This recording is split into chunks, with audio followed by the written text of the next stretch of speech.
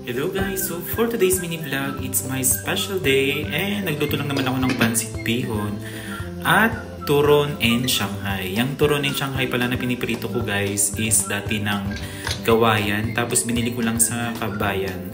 And it's my first time to have my birthday here sa ibang bansa. And eto, tatlo lang naman kami kakain. So eto yung niluto ko, pancit bihon, turon at tsaka Shanghai. So ito yung outfit natin. Sobrang cool ng damit ko kasi guys, yung plancha hindi kaya. Planchahin ko na lang mamaya kila Patricia. And ayan yung outfit natin today. And papunta na nga tayo kila Patricia kasi dun kami sa Abha kakain. Magpipiknik lang kami sa may art session dun nga sa may Abha. So ayan, I think 30 minutes lang yung travel namin papunta dun or maybe 20 minutes kasi hindi naman masyadong maraming tao ngayon kasi maaga pa, 12 pa lang. Patricia! Ang tagal mo! Mahirap ka din naman, wala kang aircon. Wala daw siyang aircon. Patricia! Dito na kami sa kanilang apartment nila Pat, and sinundo lang namin siya kasi madami rin siyang bibitbitin at tutulungan namin siya. Niregaluhan lang naman ako ng cake ni Patricia. And ayan yung binili namin. Wala kasi kami mga spoon, fork, tapos bumili na kami ng tubig at saka juice. And si Pat, and si Nas. And ayun, papunta na nga kami. Parang Baguio City rin to, ano? Turo. Yung kamisong Tagaytay. Oo. Sinong Vince? Bakit mo siya hindi sa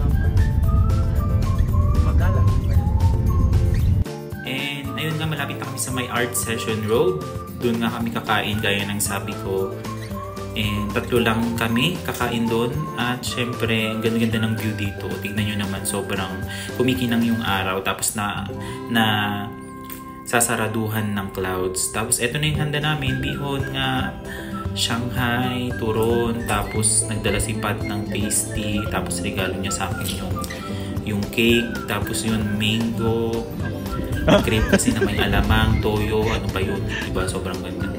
Tapos ayun, we're just enjoying our meal for today's vlog, and thank you so much for being with me.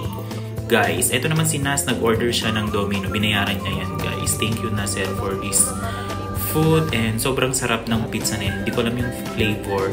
Ayan, after namin kumain, pero after mga ilang oras, 1 hour ata, kumain kami ulit. Tapos eto nga, kainin na namin yung dessert namin, which is cake.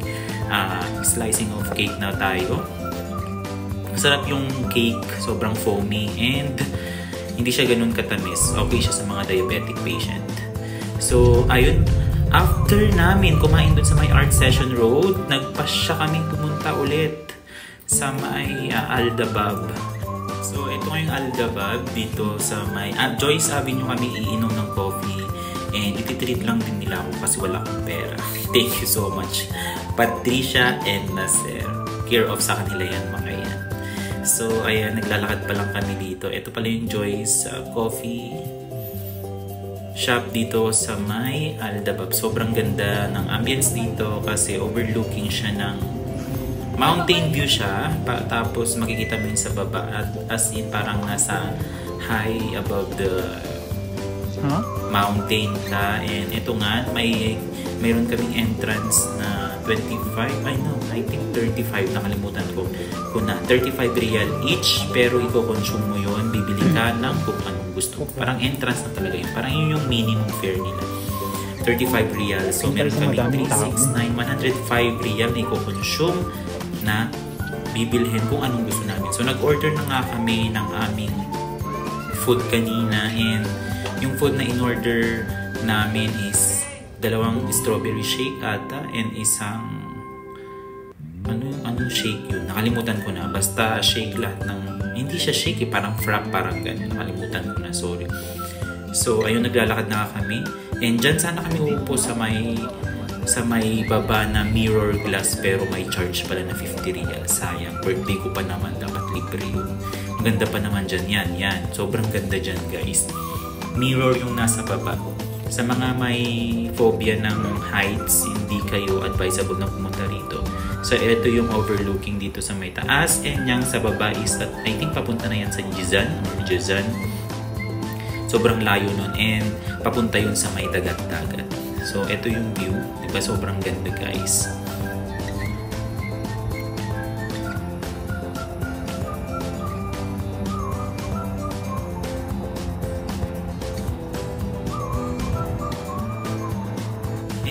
While waiting for our food to deliver, syempre nag-usap-usap muna kami. Tapos nagmumuni-muni. Nag-uusap-usap ng mga balak, ganun. Ano pong bang pwedeng gawin sa ating future. Syempre ganun naman tayo, lalong-lalo na tumatanda na tayo. We will just thinking about our future. It's just hindi na pala laro, no? Ganun. Kapag nafe-feel mong tumatanda ka na hindi na laro or hindi ka na... Alam mo yun, eto na talaga yung life.